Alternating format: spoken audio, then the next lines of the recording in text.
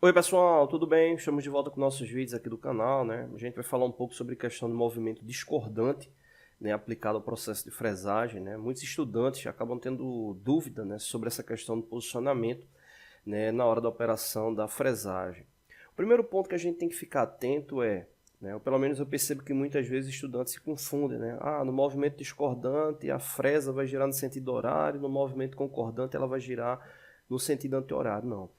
A fresa, a ferramenta, né? E vale até destacar, quando a gente fala fresa, a gente está falando da ferramenta, né? A fresadora seria não, né? É a máquina que executa o processo. Então, a fresa, ela sempre vai girar no sentido de corte, né? O sentido de corte está ligado à questão do ângulo de ataque das lâminas, né? Então, por exemplo, nesse caso aqui, observando nessa posição, você teria o sentido horário como sentido de corte lá da ferramenta.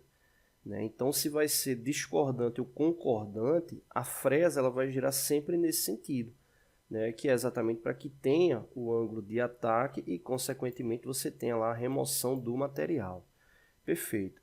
O que altera no movimento discordante, né? O que se deve levar em consideração é o movimento da peça. Né? Então, esse elemento aqui cinza ele representa a peça. Então, nesse caso, observa que a peça ela está indo da esquerda para a direita.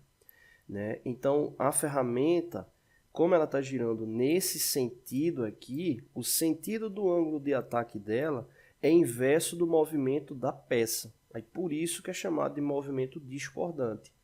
Né? Então, o sentido de giro da ferramenta é um, o movimento da peça ele vai para o sentido oposto. Né?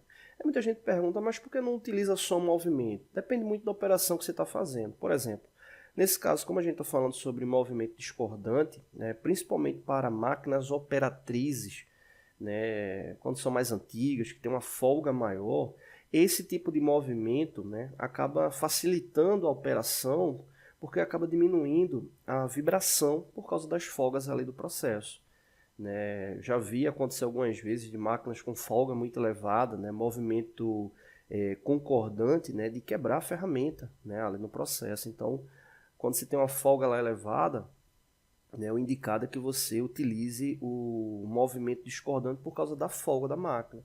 Agora, você acaba tendo uma desvantagem que normalmente o acabamento, né? A potencialização do acabamento, ou seja, o melhor acabamento, né? Ele normalmente ele não vai vir no movimento discordante, né? Tanto que máquinas CNC, né? Centros de usinagem, fresadores CNC, é muito comum você ter o processo parametrizado para o movimento concordante, já que os fusos de transmissão normalmente são fusos esféricos, né? São mais caros do que os fusos trapezoidais que a gente tem nas máquinas fresadoras, né, comuns, fresadora ferramenteira, horizontal, vertical. E não é nem a questão do valor, né, é a questão propriamente da precisão, né, do contato do fuso.